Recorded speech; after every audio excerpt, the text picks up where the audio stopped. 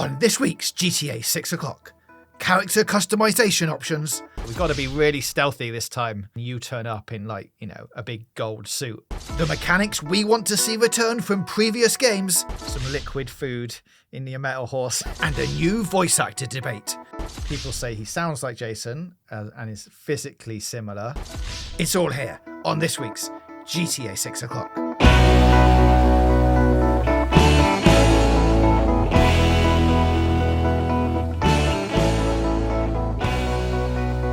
Yes, hello everybody, happy Wednesday. This is episode 28 of GTA 6 o'clock. My name is James Jarvis and I'm joined in the studio today by Dan Dawkins. Hello, Dan. Hello there.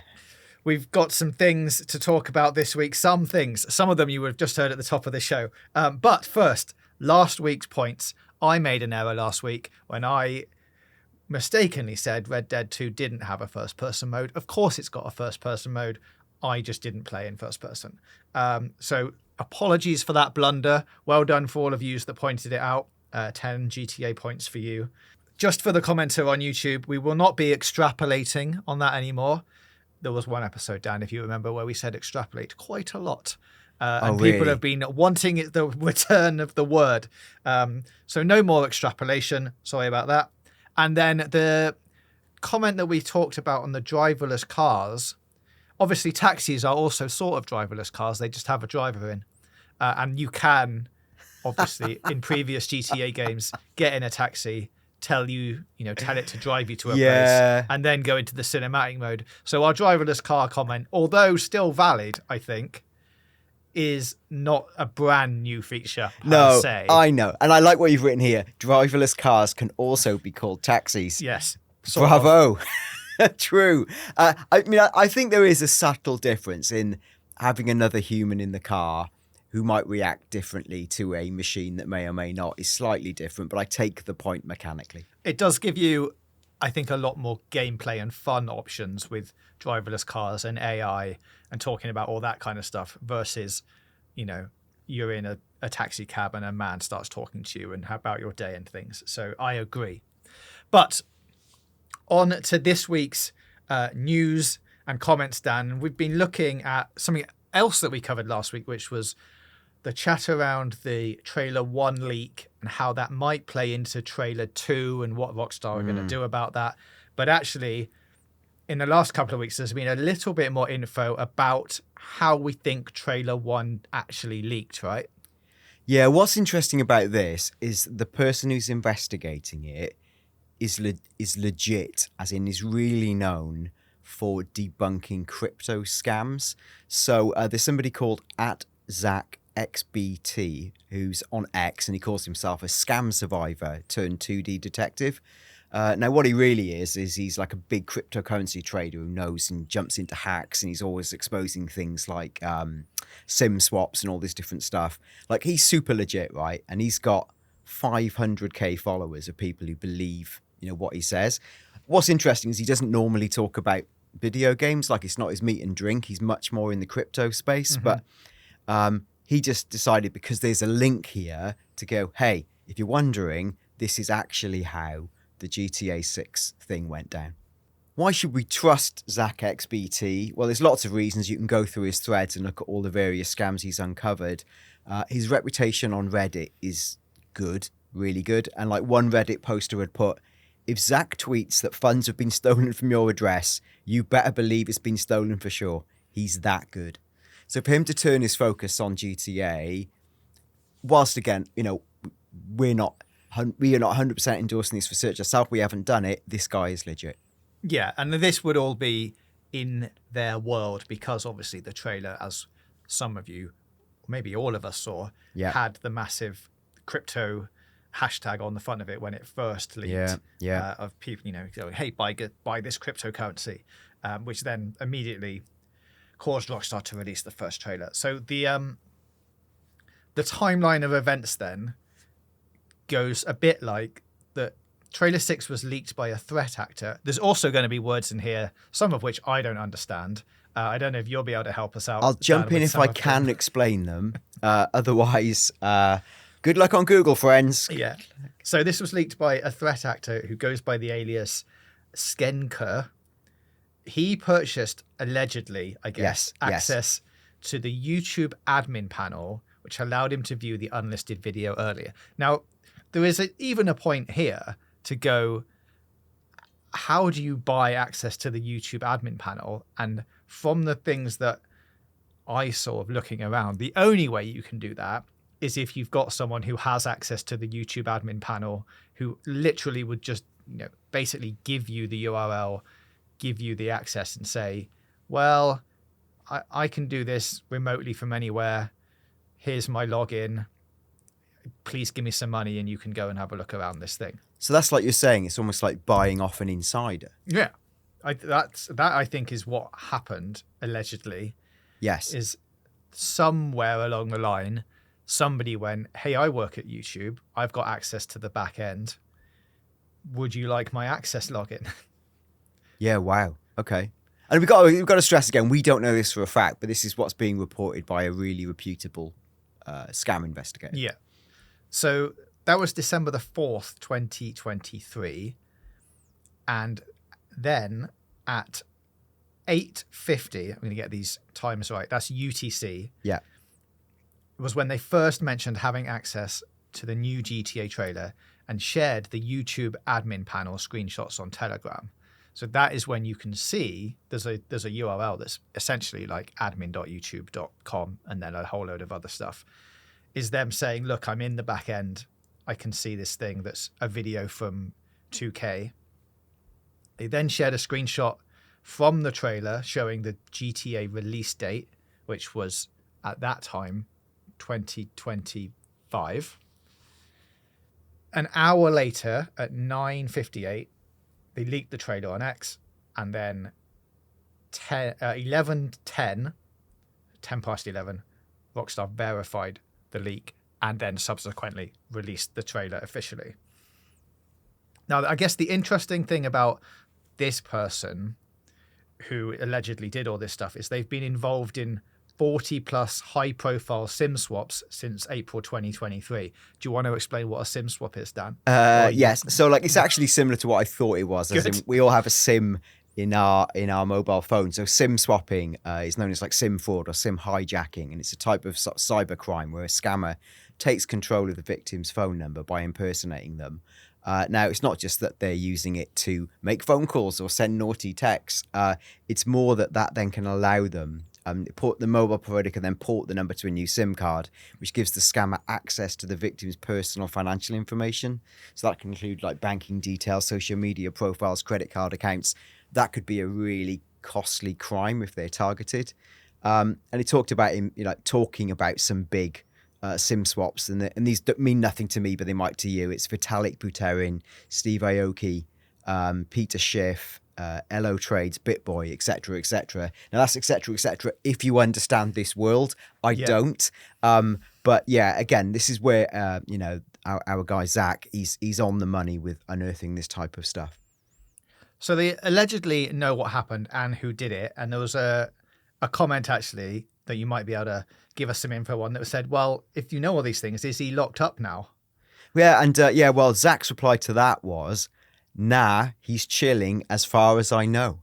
So, I mean, again, that sounds like a totally, I don't know, but given this guy's status as like a master revealer of scams, it sounds like, the alleged perpetrator has got away with it. So there we go. Crime can pay, or not so much can pay as not hurt.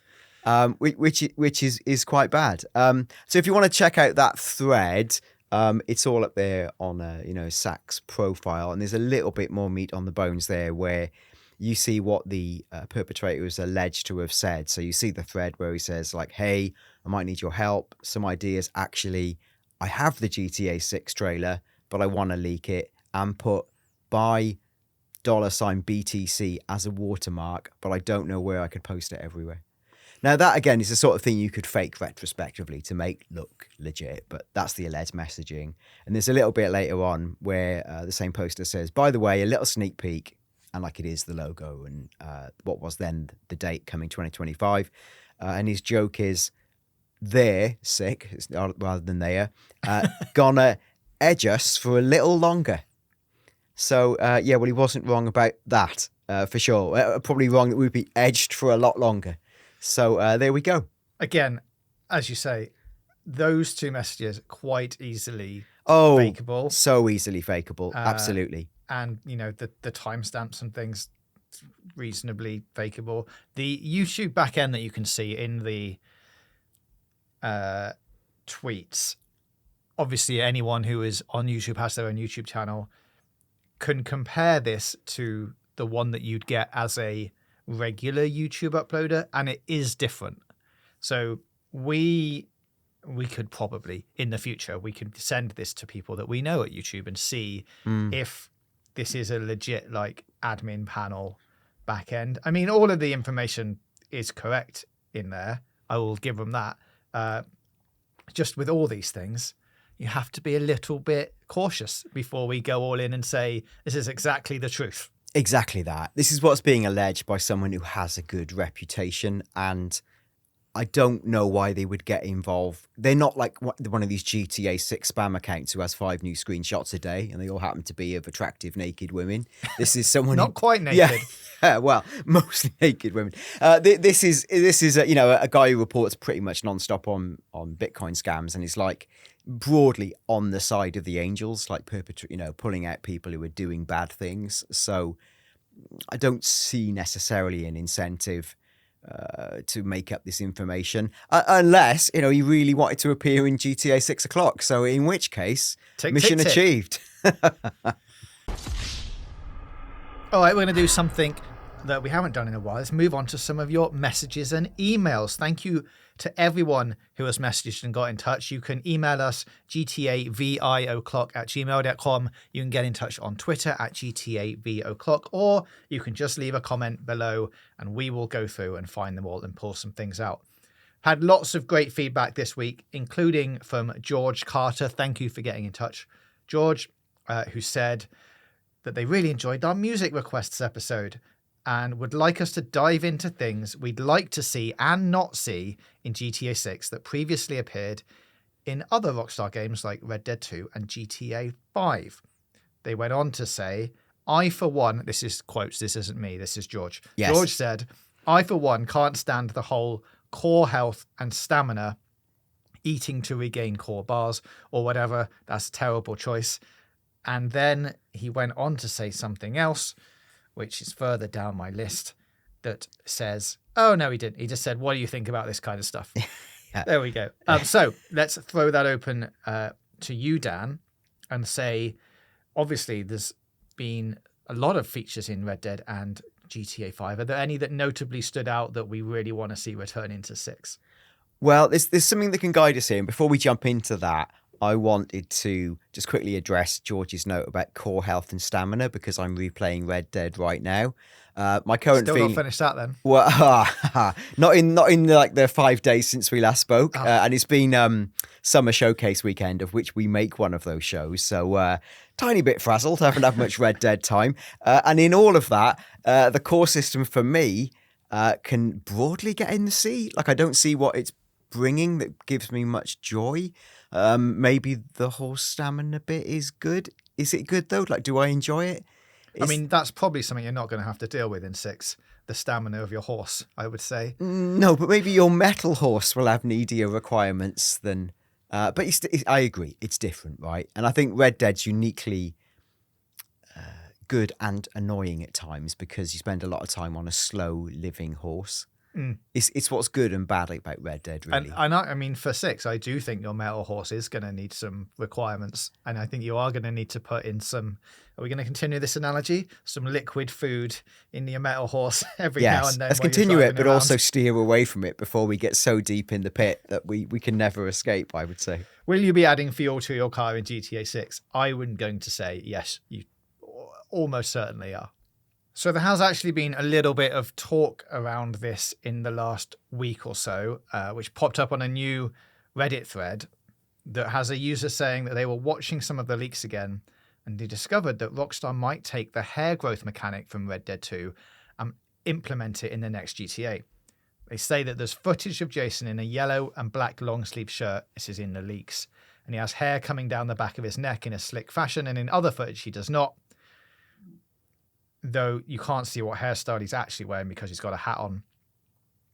I'm just not able to tell where the length of the hair was, but it wasn't anywhere near the length of that of the yellow and black shirt video. His beard is also stubbly in some footage, and in other footage, he's clean shaven. What do we think was the Redditor's comment to the community. Just before we jump right into all of this stuff, I want to talk about that a little bit directly. And if I remember correctly, of course, the clips that has the guy who's wearing like a yellow and black shirt, I think had a different hairstyle and definitely a different hair color than what we have seen Jason in other clips. So this could be a totally different character even, or like certainly a character model that they are swapping in and out during development. It doesn't have to be Jason. It could just be, oh, we need to test this thing. This guy's rigged up properly. Drop him in the scene. We'll do this thing. Yeah. So it could be something like that. Do I see the hair growth, beard growth mechanics coming back in 6? I think so. Yes, to some extent. And I actually think the customization options we're going to get are going to be a lot bigger than we think they are in 6. So it won't just be like hats and outfits.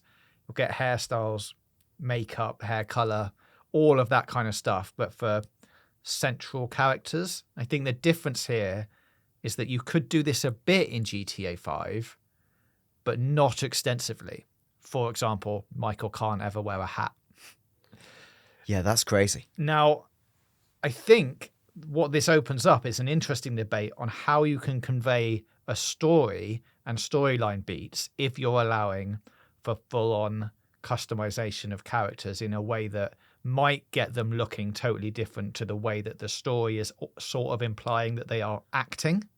Yeah, it becomes sure. a weird, like, if they're going to use what you've dressed up your character as in cutscenes, but they're trying to do something that's story-driven and has very specific beats, and you turn up in like, you know, a big gold suit and they're like, we've got to be really stealthy this time, Jason or character X. Like it starts to mess with the sort of the storyline a little bit, I think. Yeah, there's a danger if like the one of the lines is looking sharp and you turn up in a vest looking like 90 pounds overweight or something. You know, not that I'm judging anyone here, but just to say that like is a mismatch, I guess, between how the narrative might flow and how your character's appearance would appear. Yeah, and that, like, Felonus on Reddit said, like, truthfully, it doesn't fit the vibe of the character. Felt like what limited clothing options we got for story mode were tailored specifically for each character and the aesthetic they were going for and the personality they were trying to convey, which is essentially what we just talked about. But I think that is going to be something that's going to be quite tricky to navigate, because you want to expand on the customization options and give us as players, you know, we want to be able to dress up the characters as much as we like, but at the same time, you can't be going like, oh, here are 2 people down on their luck living out of a motel, but walking around in Versace all the time. Yes, exactly. It does create a little bit of incongruence. And like, we, you know, again, from those people who've seen the leaks and what we know, it's hard to be 100% on quite how customizable and true these Jason hair growth things are. But you said you'd heard that like the Lucia leaks seem to show quite a big amount of customization, certainly in terms of her hairstyles. Yeah, there's definitely footage that was going around that has her in very different looks, from like jeans and a t-shirt with quite scruffy hair to very straight in a dress. You know, she's got straight hair, wandering around in a dress and heels. Like, there's definitely 2 different vibes going on there. So it'll be interesting to see if that's just outside of the story missions customization and that kind of stuff, or how that all plays in. But you know, there's definitely going to be loads of it in there. It's just how it gets implemented, I think. Yeah, definitely. Now, sort of to keep us on discussing different things that could come back from previous games in the series. There's some really good threads on Twitter by a guy called NikTek, who's been sharing like little short videos of cool details from Rockstar games. He's also done a really good thread talking about game mechanics. He said could be carried over from Red Dead 2 to Grand Theft Auto 6. So I thought it'd be fun to pick out some of those and see how we feel about them. So the first one was just like purchasing a horse in Red Dead, I expect GTA 6 to give players an option to purchase a dog as companions. What do you think about that? What do I think about that? I think, well, I guess this goes back to what did you think about the chop missions in GTA 5? Initially, I was like, this is cool. And they were pretty underused, I would say, in GTA 5. Like, Chop's, I mean, he's only a playable character for the times that you want him to be a playable character. But what would you do with your dog if you had one in 6? Like, would he just be in the house? Yeah, I agree. I feel like, do I really want to play sections as a dog? Not really. Like, it's like a silly set of side missions, isn't it? And I can't see them doing that again. Like, they've done that trick. You had a dog, you got to play as him, he did some sniffs, and then you went back to playing as Franklin. Yeah, and I think you either drop it or you take it to a level that's frankly ridiculous, where like it's almost like the dogs have a secret language and can talk to each other, or the dogs know how to skateboard, or something that's like so ridiculous. You're like, that's next level. I can't believe they did that. Or just drop it because it's too much of a novelty. I can definitely see you having them as like, almost like an extension of your character. It's just an accessory, and you get to maybe dress your dogs up or give them hairstyles. And we've seen dogs in the GTA 6 trailer. There's like a dog walking down the beach. And I would expect there in the world to be many more sort of species of dogs. And I don't know, I think it's a fun cosmetic thing. And I think, given the way the internet work, it's quite a memeable thing to go look at the ways you can dress up your dog or give them this haircut. I can see that sort of thing appearing. I guess we're talking about, what we're really talking about is like dog ownership for the characters. And maybe it will just live in your house and you won't have to do the regular dog duties of taking it out for a walk every so often, making sure it's fed and watered and all that kind of thing. It will just sort of always be in the house when you go back to your safe house, much like in the way Michael's kids were pretty much always in the house when you went back there. Like, it'd just be a dog. Yeah, and like there is a world where, like I say, a dog as a companion, your dog could almost be like, not like K9. Do you remember that PS2 game where you played like a street cop who had a dog who could do all those amazing things? Yeah. I say amazing things. He couldn't skateboard, but like, he would like... He could bite people. Yeah, you'd bite people or sniff things out. And he would do some sort of basic, a bit like having a flying computer drone chum. He would do certain activities for you. And, oh, look, he can fit through the gap you can't fit through. And he's going to get the key for you and all this type of stuff. So there is a world where they do that, but it becomes a little bit novelty island for me. Yeah, I'm saying no. Purchase dogs to live in your house, yes. Do anything with them where they follow the character around during missions and things, no. Okay, so the next thing we were talking about is limited weapons, which will have to be stashed in your vehicle. Now, we have kind of touched on this in the show, but yeah, recap us where we were with that one. I think we got to the stage where we were saying this is probably going to happen, where, like in Red Dead, when you have to stash your guns in your saddle and things like that, there might be a mechanic where your car becomes, again, your horse, and you stash bigger things in your car, or have to carry things around in like backpacks or duffel bags that are more of the unwieldy weapons, like rocket launchers and things, may not be strapped to your back anymore. Yeah, I always think that was a slight juxtaposition of reality, where suddenly your character would whip out a minigun. Like, where was that hiding? Where was that flamethrower 5 seconds ago? I quite like that more naturalistic Red Dead system of saying you've got a sawn-off shotgun and a pistol, but you haven't got everything else, because it's a little bit OTT.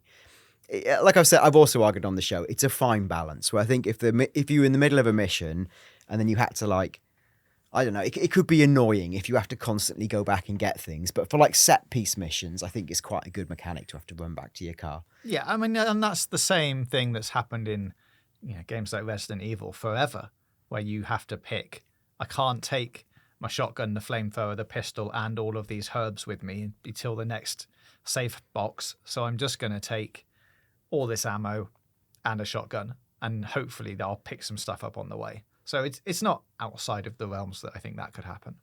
Now, another thing the poster talks about is a new health system, and this is similar to where we started this conversation.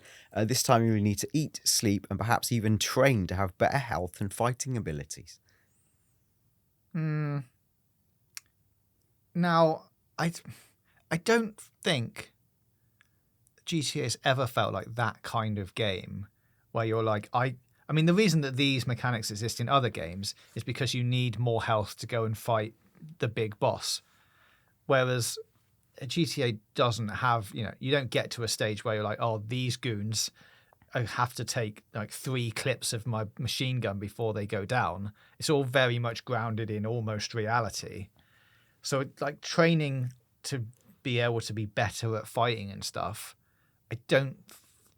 I guess physically you could look like you are bigger and maybe you knock people out quicker, but then what are you balancing that with? That your strength degrades over time and then you have to like go back to a gym to get it up again.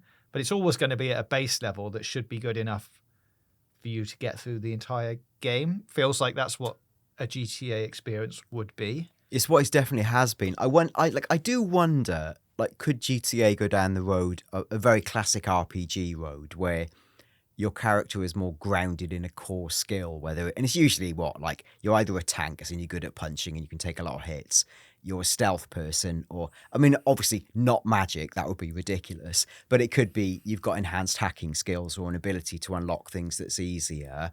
They could craft a game where, yes, it's completable any way you want, but you can decide to streamline. That's classic sort of open world split path, something like, I don't know, like Thief or Prey or one of those type of games where it gives you a few more options.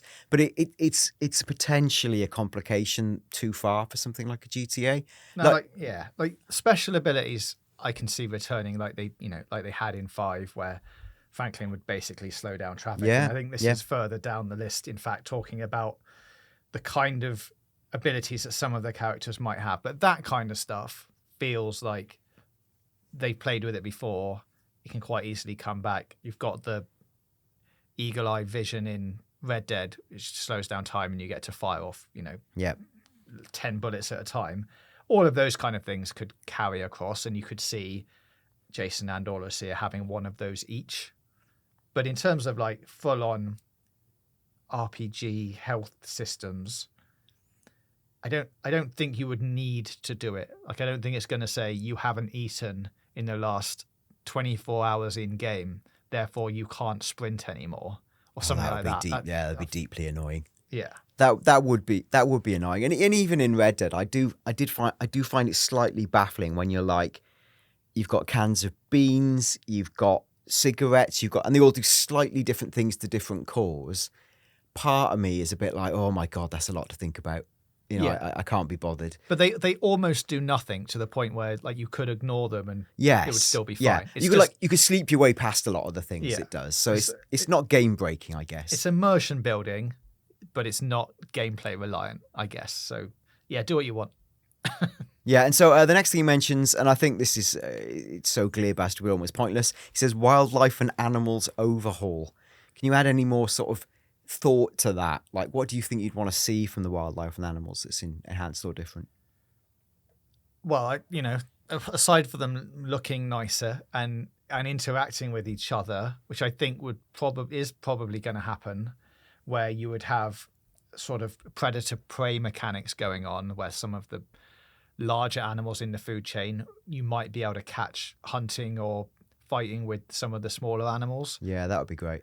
I think that kind of thing would happen. Like, you'd see, like in Red Dead 2, if you chucked one of the guys that you had tied up into the lake, he would get eaten by an alligator, which was hilarious.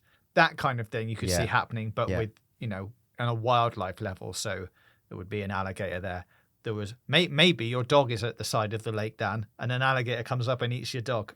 Like, that kind of thing. And after I spent all that money on customizing him as well, so getting him a gold chain, he'd be devastated. Yeah. That I can see happening, and obviously, I think the world is going to be full of wildlife, which there is probably. We have got a list of things to talk about on that front. There's a whole list of wildlife things we could go into on a whole separate episode. So maybe we'll go back to that. Yeah, the thing I like, I think we talked about this briefly on another episode, was this idea of like almost like a full David Attenborough style mini game where you go out with an amazing camera and maybe you have to capture like 10 ultra rare, amazing moments of nature. And it might be something in the Everglades that happens once a month or something like that. I think that would be quite, it's ridiculous, but that's the kind of fun super depth I quite like from GTA. And plus, because it's also so non-violent. Well, from your perspective, it's a fun release from what the core gameplay would be. But that's probably another set of conversations and episodes. And talking about conversations, the next thing is this poster thinks branching conversations with NPCs and being able to greet them, antagonize them, and rob them. He says, with GTA 6, I think Rockstar will double down and give us even more options for branching conversations. What do you think?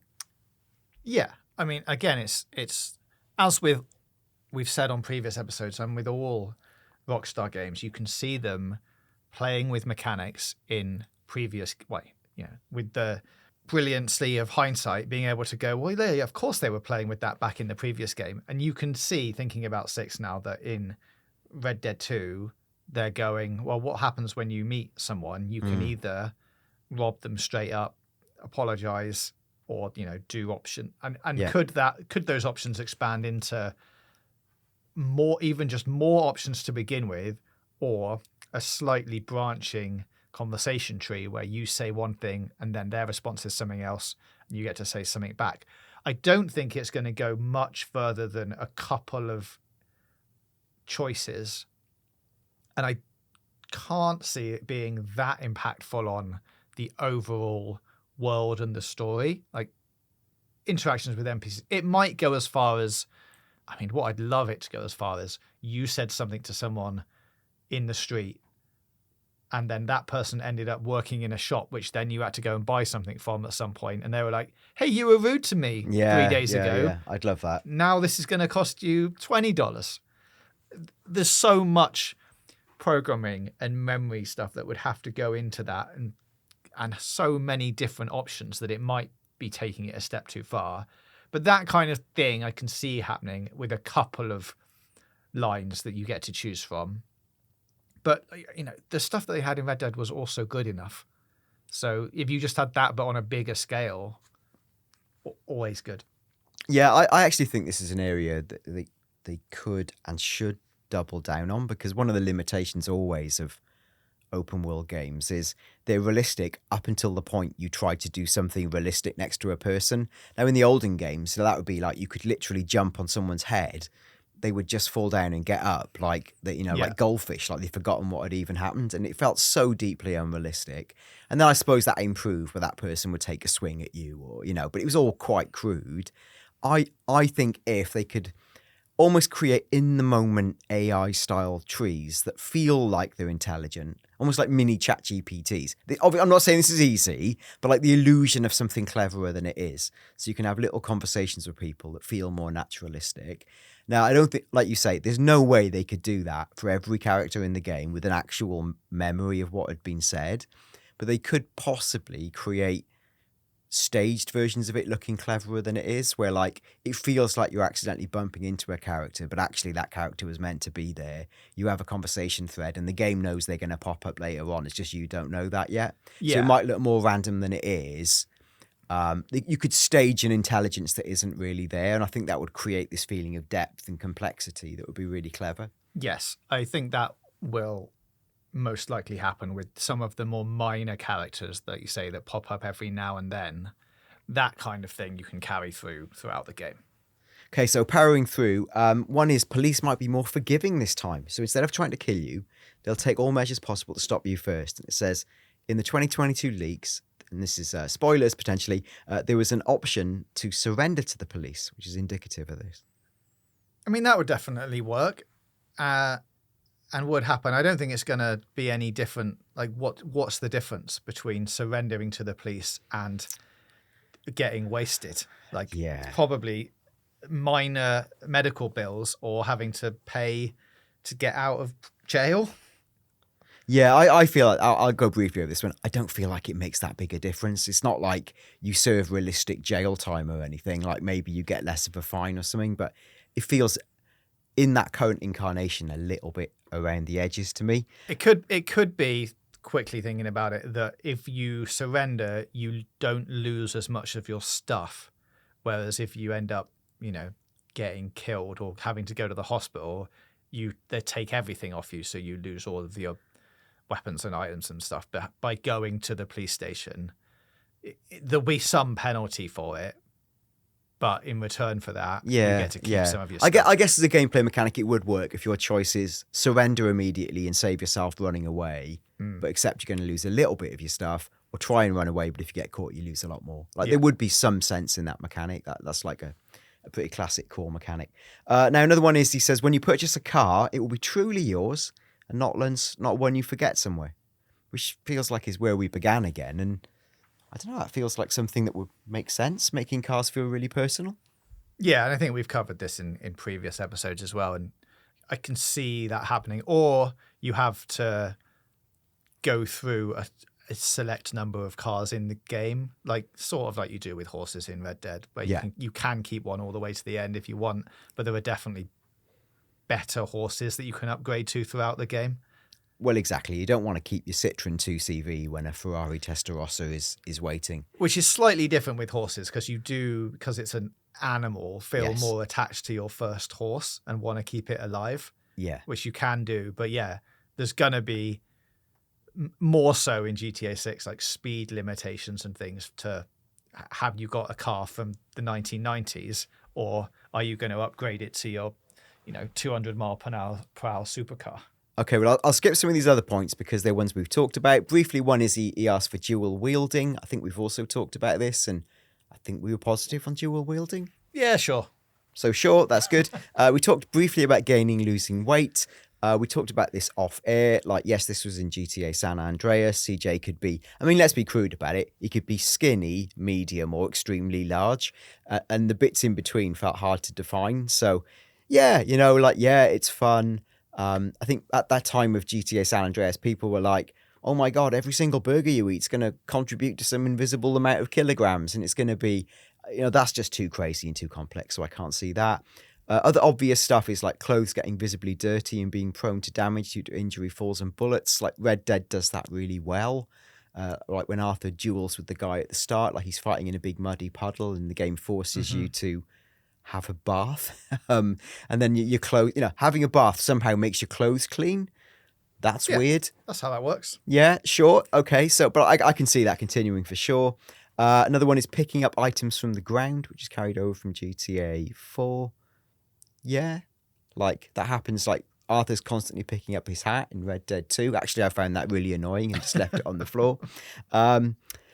More realistic water physics and the ability to go underwater. Well, that, one of the big things of 5 was like, there's a whole undersea world, which is more exciting than we've made it sound, probably. But yeah, it was a weird, in 5, because you get the submarine and you could go around. There were some things under the water, but maybe not quite as much as there could have been.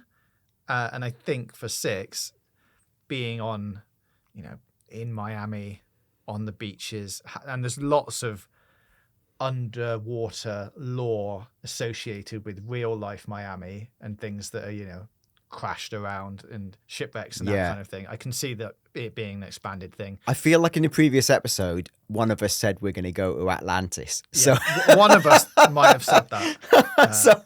So let's revisit that. See if history is kind to us there. And that's basically his list. Is the thing he says about like small details like muscle contractions and deformation, mud deformation and skid. All that stuff. I think is just going to carry over. It's just detail. Like it's going to be ultra detailed.